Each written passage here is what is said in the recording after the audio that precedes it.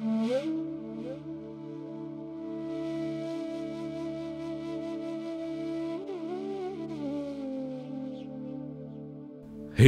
की गोद में मंदाकिनी के शांत किनारे बसा ऊखीमठ।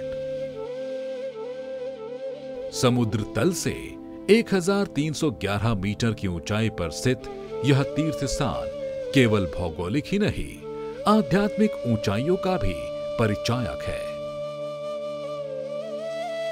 पंच केदारों के हृदय में धड़कता यह स्थल देवभूमि की सनातन परंपरा का एक जीवंत अध्याय है।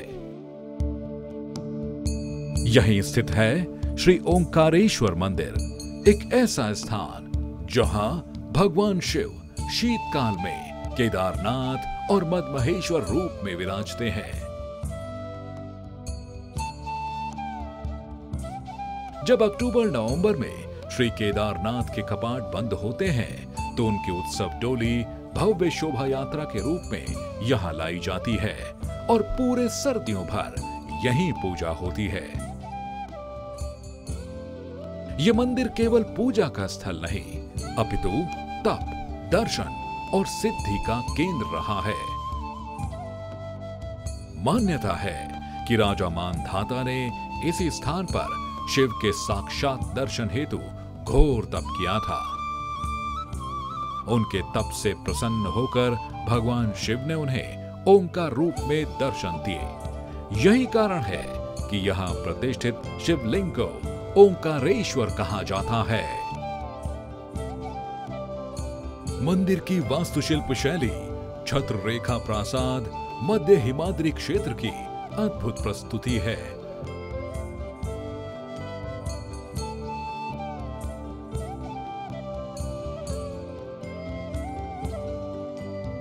गर्भगृह में प्रतिष्ठित ओंकारेश्वर शिवलिंग के साथ ही श्री मानधाता, गणेश, सूर्य, नटराज, नवदुर्गा, सत्यनारायण, पार्वती, भैरव, उषा, अनिरुद्ध, चित्रलेखा और अन्य कई देव मूर्तियां हैं।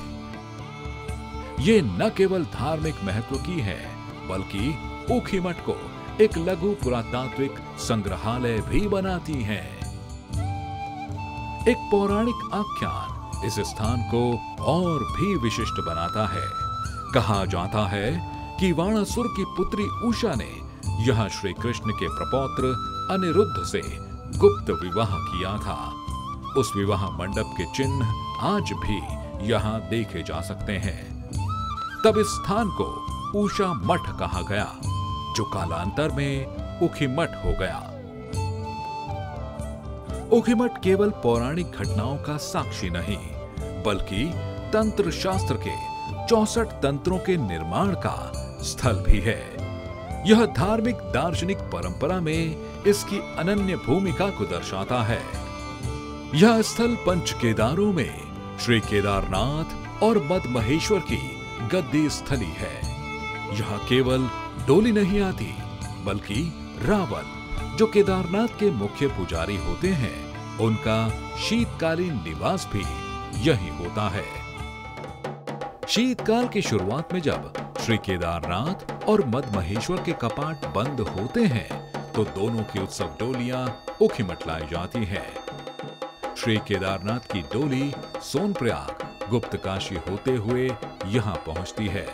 श्री मदमहेश्वर की डोली गोंडार, रासी, गिरिया गांव से आती है।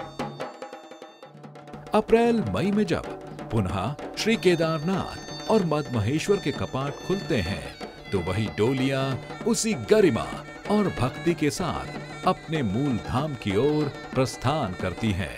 धर्माधिकारी द्वारा शुभ तिथि और नक्षत्र देखकर कपाट खुलने की तिथि का निर्धारण ओंकारेश्वर मंदिर में ही होता है।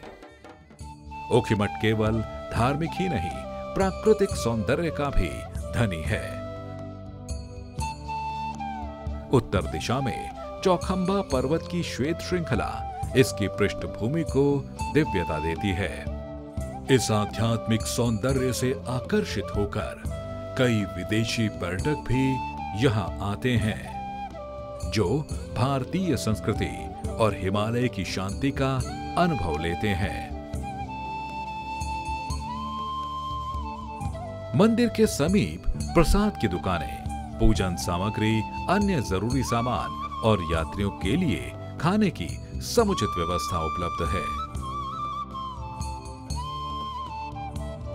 यहाँ हर वर्ष महाशिवरात्रि पर्व और वैशाखी मेला बड़े उत्साह और श्रद्धा के साथ मनाया जाता है, जिसमें बड़ी संख्या में स्थानीय और बाहर से आए श्रद्धालु शामिल होते हैं।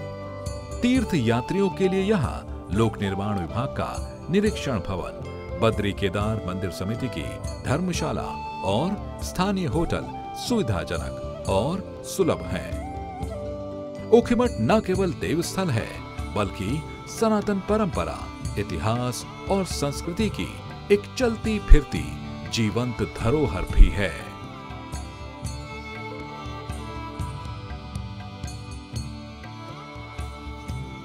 शिव जहां बसते हैं, वहां केवल मंदिर नहीं बनते, वहां युगों की चेतना ठहरती है।